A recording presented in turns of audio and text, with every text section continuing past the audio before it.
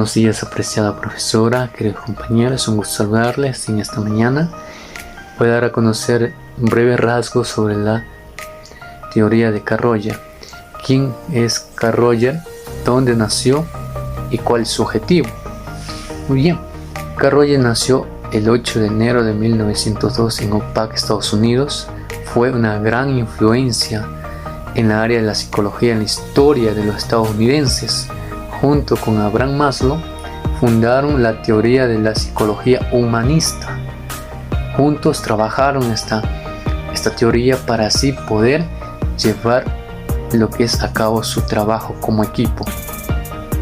Rogers es uno de los autores de la personalidad. Vamos a ver qué nos dice.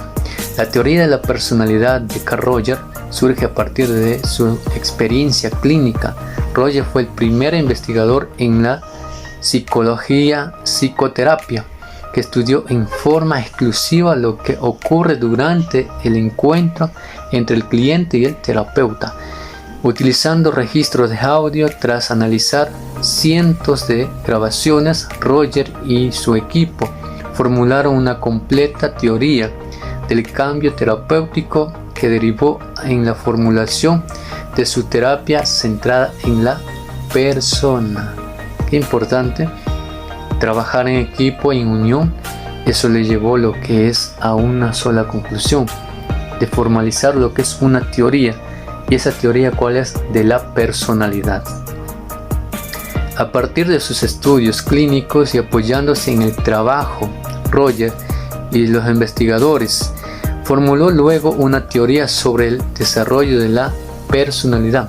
Es muy importante tener en cuenta que dicha teoría se fundamenta principalmente sobre las observaciones que Rogers y su equipo realizaron a partir de las grabaciones de sus sesiones con pacientes neuropsicóticos y más adelante con esquizofrénicos, con contextos hospitalarios, y muchos de los pacientes como que trabajo el autor eran estudiantes universitarios con trastornos en media complejidad, por lo cual su teoría de la personalidad se ha venido centrándose como un modelo que se adapta frecuentemente a esto. Hoy me toca sobre el desarrollo de la personalidad. Bueno, ya sabemos que se describe como un proceso vital de cada persona, también como establece en bases directamente de carácter, también de valores y también de rasgos, ¿no?, de cada persona. Bueno, a continuación voy a explicar sobre este tema en la siguiente diapositiva. Bueno, se define el desarrollo de la personalidad como un patrón de comportamiento, también de pensamientos y emociones, ¿no? Nos dice aquí, se establece en el tiempo, también a través de diferentes situaciones, ya que vivimos dicho del patrón, ¿no? También nos explica cómo percibimos en la realidad, en los juicios que nos hacemos de ellos, ¿no? O también de manera con la que interactuamos con el medio, siendo en el parte heredada, ¿no?, y también en la parte adquirida, ya que nos posteriormente modelada mediante también experiencia vital, ya que es debido también de nosotros que nos nace en gran parte de conjunto, ¿no?, que nosotros experimentamos, también que vivimos, ¿no?, a lo largo de nuestra vida.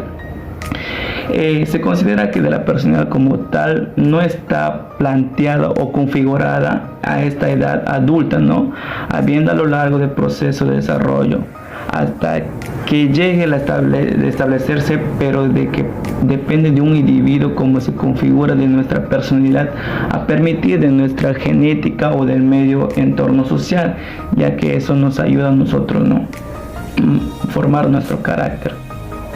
A continuación voy a hablar sobre las etapas del desarrollo, ¿no? Tenemos la infancia. Esta etapa nos dice que es la característica por adquisición de valores, de creencias y normas que provienen del exterior, también de una manera inicial imitativa, ¿no? En este punto de esta etapa nos ayuda a formar el carácter, ¿no?, que vendría a ser a lo largo de nuestra vida. Ya sería como niña o niño, ya que tiene una tendencia de comportarse de una manera muy activa, ¿no?, que están con todas las energías. También podemos observar si llora mucho o poco, ¿no? Cómo se alimenta o si responde el tacto como miedo o curiosidad, ¿no? Estas primeras características forman parte de lo que se llama temperamento, en lo cual forma parte de la constitución innata de la persona, ¿no? También el temperamento que tiene base biológico y que proviene principalmente de la herencia genética de los antepasados, que vendría a ser nuestros padres, que vendría a ser también nuestros abuelos, nuestros tatarabuelos y así sucesivamente, ¿no? En esta etapa tenemos la adolescencia, nuestros padres, que vendría a ser también nuestros abuelos, nuestros tatarabuelos y así sucesivamente, ¿no? En esta etapa tenemos la adolescencia, ¿no? La adolescencia es un punto de ser niños a ser adultos, ¿no? Eso es la etapa de la clave de la formación de la personalidad. Bueno, aquí vendría a ser formar nuestro carácter, lo que éramos niños, moldearlo, encaminarlo. Es el punto más importante de donde qué tú vas a ser adulto, cómo tú vas a ser tu carácter, si es fuerte o pasivo, ¿no? En todo este sentido. Y también sobre todo en cuanto a la autoestima, también la inseguridad, la confianza, la socialización, la sexualidad también, ¿no? Ya que se trata de una etapa que los chicos tienen que experimentar mucho porque quieren descubrir quiénes son, qué quieren, cuáles son sus experiencias sexuales, el por qué ellos mismos, entre otros, ¿no? Ya que también se conllevan ocasiones como los chicos se sienten inseguros, desconfiados porque se encuentran en un hecho o una etapa que tenemos una baja autoestima, ¿no? Además se encuentra en una edad en la que aspecto físico conlleva mucho y también va mucho esto, ¿no? Afecta, como por ejemplo vendría a ser el bullying, ya que cobra una gran importancia, por lo que si no se busca ni se acepta de ello mismo, también influirá a nuestra baja autoestima. También vamos a hablar sobre la adultez, donde nos dice que es la relación de otras etapas vitales, ya que esa autoestima tiene a subir mucha confianza y en lo general el autoconcepto del adulto tiene que intentar de acercar lo suyo real y con el ideal, ya que eso vendría a formar finalmente nuestras actitudes, ¿no? Nuestra personalidad, lo que vamos a hacer a lo largo de nuestra vida. Bueno, es la estructura que va a ser semejante, salvo que se suceda en algún acontecimiento muy relevante. Para el sujeto, el empuje realice cambios a su manera de visualizar, ¿no? En el mundo podemos hablar de la persona propiamente dicha, habiéndose forjado de un patrón relativamente, ya que se establece de subir en general autoconcepto, ¿no? Del adulto, ya que tiene que intentar acercar el suyo real, como lo acabo de explicar, y con el ideal, ¿no? También con la timidez también disminuye, baja en caso de haber sido no elevada anteriormente, como la secuencia deja de tener tanta importancia de lo que los demás opinen, ¿no? De uno mismo, ya no los afecta lo que los demás personas hablen de él como anteriormente lo hacían, ¿no? Ya que se establece de subir en general autoconcepto, ¿no? Del adulto, ya que tiene que intentar acercar el suyo real, como lo acabo de explicar, y con el ideal, ¿no? También con la timidez también disminuye, baja en caso de haber sido no elevada anteriormente, como la secuencia deja de tener tanta importancia de lo que los demás opinen, ¿no? De uno mismo, ya no los afecta lo que los demás personas hablen de él como anteriormente lo hacían, ¿no? En adolescencia o en la niñez, ya que pueden llevarse a cabo de actividades que en las etapas anteriormente no les daría vergüenza de ellos mismos, ¿no? Porque confían de uno mismo, tiene de más excesiva confianza, digamos, ¿no? Por así. Siguiendo con las exposiciones, yo voy a hablar sobre la teoría de la personalidad de Carl Rogers. Se fundamenta en una visión del ser humano que comparte una serie de elementos con los demás enfoques reunidos dentro del paradigma humanista existencial en la psicología y en la psicoterapia.